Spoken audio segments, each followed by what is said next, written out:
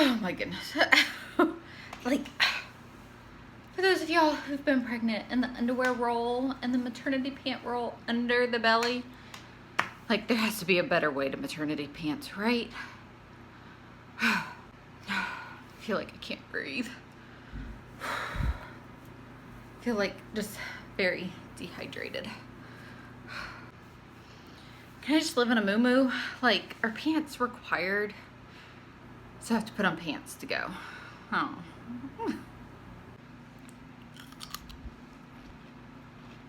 Cucumbers are so good. You want one? I got more if you want one. Are you hot? Is it hot in here? It feels really hot. Okay, I'm gonna need this house to stay clean for the next like 6 to 8 weeks. So nobody do anything or touch anything, okay? You got it?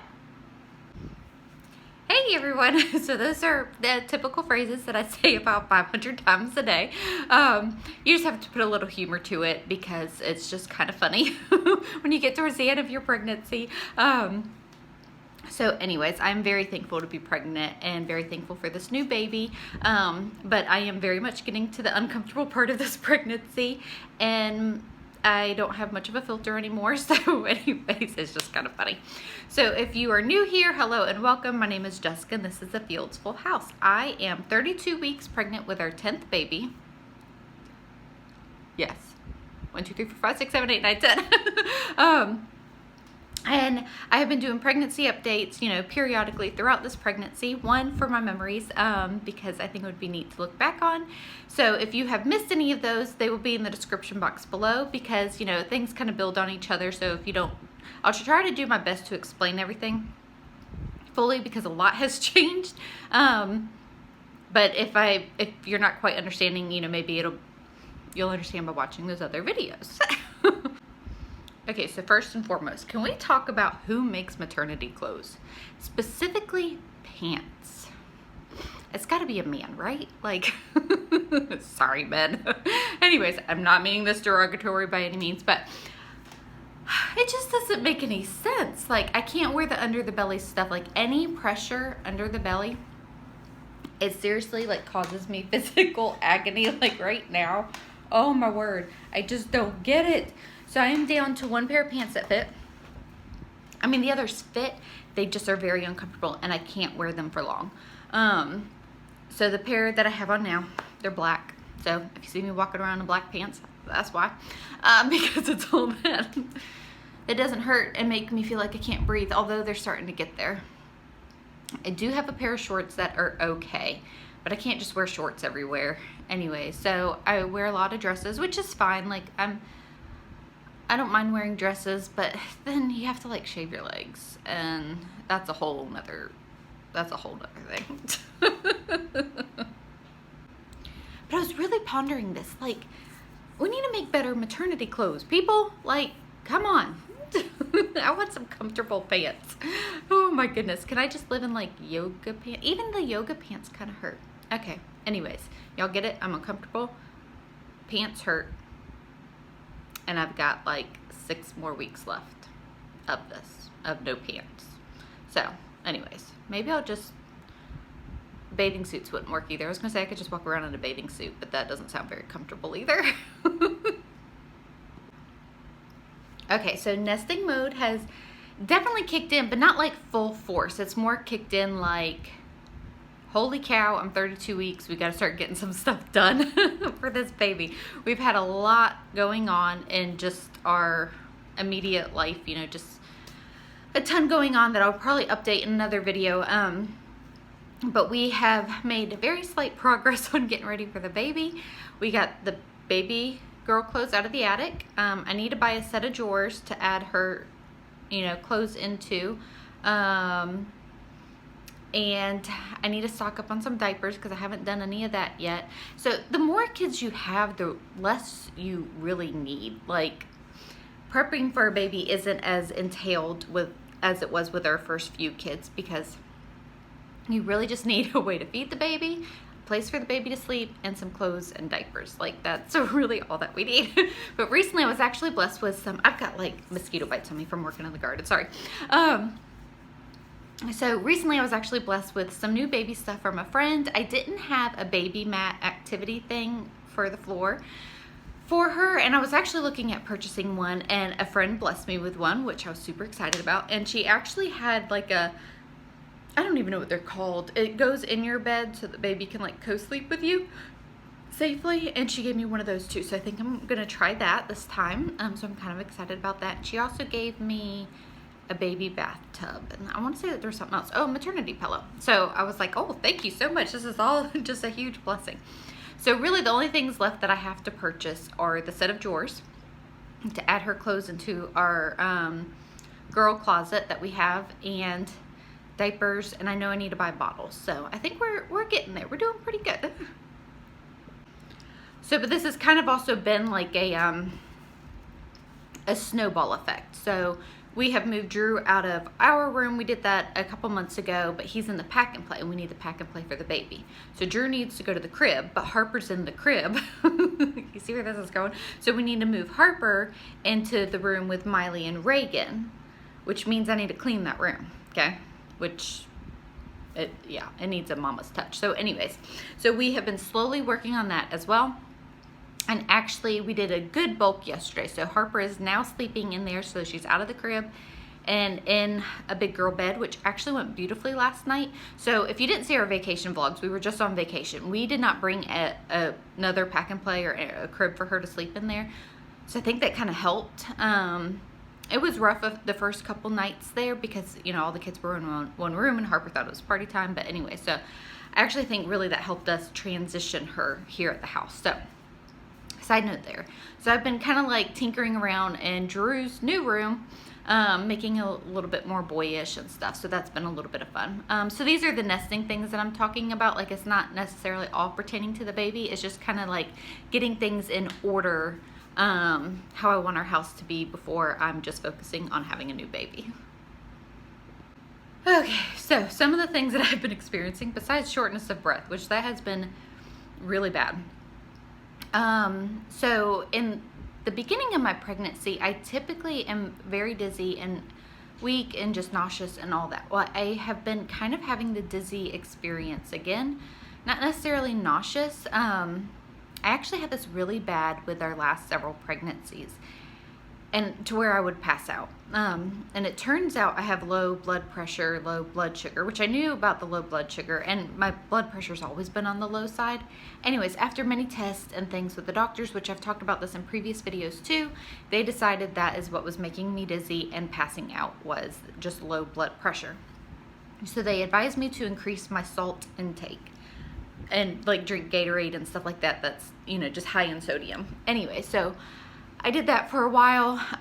Well, I am back at experiencing those same feelings, which is really not a whole lot of fun. Like, it puts a damper on the morning because it's always first thing in the morning. It's really weird. I mean, sometimes it'll happen throughout the day, but usually it's only in the morning. But the biggest thing that helps me get through it is to eat pickles because pickles are very high in salt. And so, like, this morning I woke up, the first thing I do is I eat like 3 of the mini Gershwin pickles. Is that what they're called? Gerwins, whatever they're called. Anyways, so pickles for breakfast is what helps me. It's always, my husband makes fun of me because, you know, the whole thing, pregnant women and pickles and stuff. Well, it really, like, I really physically need pickles. And the kids can, like, even tell, the older kids, like, if I'm kind of struggling, they see me, they're like, do you need pickles, Mom? And I'm like, yes, please. So pickles for breakfast, then some water, and then some coffee. So yeah, it's a lovely morning around here. Okay, so I have still been seeing the chiropractor, which has helped tremendously. I shared in previous videos as well that, you know, the ligament pain that you get. I haven't really had bad sciatic pain this pregnancy. I have in previous pregnancies, but not so much in this one. It's been really bad ligament pain, like really bad. Like on a scale of 1 to 10, it's like a 12, and that's saying a lot. Anyway, so the chiropractor has really, really helped with that. And I've been going roughly about once a week. I always avoided going to the chiropractor in my previous pregnancies because honestly, it costs a lot of money to go. my husband has always told me, just go, don't worry about the money, it'll make you feel better. And I should have went a long time ago. It is amazing the difference that I feel. Now, I'm not like running across the yard or anything, but I'm not in as much physical pain as I was. So that has been really nice, and I can actually tell. So it's literally like at about a week that I start having the ligament pains again from my last chiropractor appointment, which is kind of crazy. Like I went last Friday. What is today? Oh Lord. Now we're going to start talking about what day of the week it is. It's Tuesday, I think. Yeah, it's Tuesday. So I went, not last Friday, the Friday before that, and I wasn't able to get in until Monday, so it was over a week, and I could feel, I'm like, yep. So all weekend waiting for my chiropractor appointment, I was hurting. Anyways, but it has really, really helped. And this last chiropractor appointment, he advised me on doing some stretches and stuff to help the ligament area, and also in different ways to sit and stuff. So I'm sure that that will help, you know, once I start doing them, because he told me that yesterday. I haven't started doing those things yet.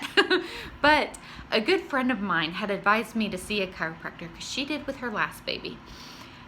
And she was like, I know the money's a lot. She's like, but I promise you, I felt such a difference. And I'm going to the same chiropractor that she did. And she said that her delivery was a lot easier than her previous babies. So I'm really hopeful that that will help. Okay, so apparently, I don't know if anybody could see or not, Nathan was like making faces in the door at me. I'm trying to get my attention.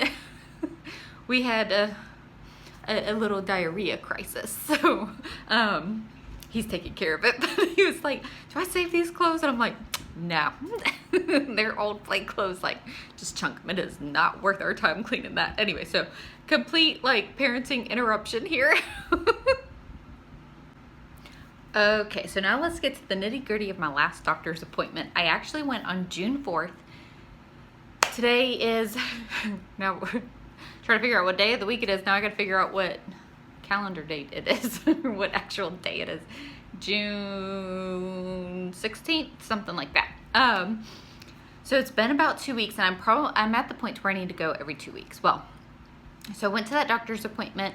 So if y'all saw my other video, I talked about how I needed a new doctor. So kind of, the pants are rolling underneath the belly again under there. I'm sorry. Okay, so I talked about needing a new doctor, and just kind of the stuff that was going on with all that. And actually several of you commented, was like, you need to find a new doctor. So long story short there, I had an OB that I loved and had since I had Miley, and she is 8, and she has delivered all of my babies since then. So Miley, Logan, Reagan, Harper, Drew, right? Yeah, she's delivered my last 5 babies. And amazing, absolutely love her. After I had Drew, she changed practices, or changed careers, and she's no longer an obstetrician. So anyways, I stayed with the practice that she originally was at, but I have not been happy. So switching doctors is not as easy as what one would think. And not that it necessarily was hard. I really honestly did not run into, I really feared that I was going to run into, we can't take you because you're too far along. Whenever I started calling people, it was 28 weeks along. Everybody said, no, we will still see you at that point. Like several places didn't take my health insurance. Long story short, okay, so I finally settled on a practice, but then we also went out of town for a week, and so, you know, all that time was taken into consideration as well. I had failed my 1-hour glucose test in the last video that I had shared, so I had my 3-hour glucose test the day before we left for our vacation, and they didn't give me the results then. And as we were on vacation, I was like, you know what, I really, since there's so much time, I should probably have one more doctor's appointment at my previous OB before I switch, because I'll be able to get in there quick, find out my glucose results. I'm also due for an ultrasound and all that stuff. So I did that, and I took care of that as soon as we got back from being out of town. And I'm really glad that I did that. So I went to that doctor's appointment. I had my ultrasound, everything looks great. In previous pregnancies, like the last since Jackson, so a lot, I have had low amniotic fluid issues. The earliest that we have found it is at 36 weeks along. So they monitor me very closely in my last trimester, okay? Anyways, getting out of breath. Long story short, I'm trying to like not talk way too much. Anyway, so I had my ultrasound, fluid levels were good. She is breech though, but there's still plenty of time for her to move, and it's all the more reason for me to continue seeing the chiropractor. And that's one thing that Nathan and I had talked about. Nathan had said to me, he was like, I know that you're worried about the money and spending, all this extra money on going to the chiropractor. He's like, but it's really been helping you, so I think that you should at least go once a week, and maybe if you can push it to every other week until I have the baby. And I was like, I was kind of thinking the same thing. So we are going to definitely keep that up. And also, if the baby's still breech, I would much rather seek chiropractic care than have her turned. All my babies have never been breech before, so I don't know. I'm hopeful that she will have turned by the time that she needs to turn by anyway. So, did that. So then I'm sitting in the waiting room waiting for the doctor. And this is another doctor in the office that, again, I haven't seen because I only saw that one OB for the last 8 years. I never saw anybody else. And she was worth sitting in the waiting room waiting 2 hours for, okay? Just saying. Like, I seriously would wait sometimes for her because she was delivering a baby, and I completely understood that. Okay, but I don't really care for these other doctors in the practices because they're very hard on me being 36 and all this other stuff. So anyways, they came to me and they said, he's going to be longer. We don't really have a time frame. Basically, you're going to have to wait. And I was like, okay, well, I'm out of here. So I left without seeing the doctor and said, I will just make, another appointment. That cucumber's coming back up. Anyways, so in leaving there, I asked them for my medical records. And that was my plan, was ask for my medical records and take it to this new doctor's office. So anyways, bypass all that. My next appointment isn't until July 8th at the new doctor's office. So they got my medical records, they looked it over, and they said give her the next available appointment. So they obviously aren't concerned by looking at my medical records or anything like that. The receptionist assured me if they felt like I would need an ultrasound, I would be able to get one rather quickly. So that is the update on the doctor. I have a new doctor, but I haven't been there yet. And I'm not going to be there for a little bit longer, which is a little unnerving to me, honestly. But I'm also have been pregnant, obviously, very many times. So I kind of know what to look for and stuff like that. So if I have any concern, I won't hesitate to call them or to just go to the hospital. So that's the update on the doctor situation. Oh, and I did pass my glucose test because actually me not seeing the doctor, they didn't tell me this, and I walked back in the office. I was like, oh, by the way, did I pass? And they said yes, which I knew I was going to, so I'm kind of aggravated about that whole thing because I failed it by 4 points. Maybe, I don't know, it wasn't 4 points. I don't remember. It wasn't very much, but I feel like I wasted that day doing the 3-hour test. It's okay. I know it's not that big of a deal. I did what I needed to do. We had to make sure that I was okay. I get it, but it doesn't make it any less frustrating, okay? Oh my goodness, so I talked about that for a long time. I apologize. Anyways, so we also are pretty much settled on a name. I am. Nathan is not 100%. He takes a while to commit to baby names, just saying. But I'm pretty committed, and the kids are calling her by this name, so that usually means that's the direction that we will go in. But you guys will have to wait and hear what her name is when we have her. So anyways, I just had to put a little teaser in there. So I hope that y'all are doing well and that you enjoyed this video. If you are new here and you have not subscribed already, I would love to have you follow us along our journey, and we'll see you in the next video. Thanks. Have a blessed day.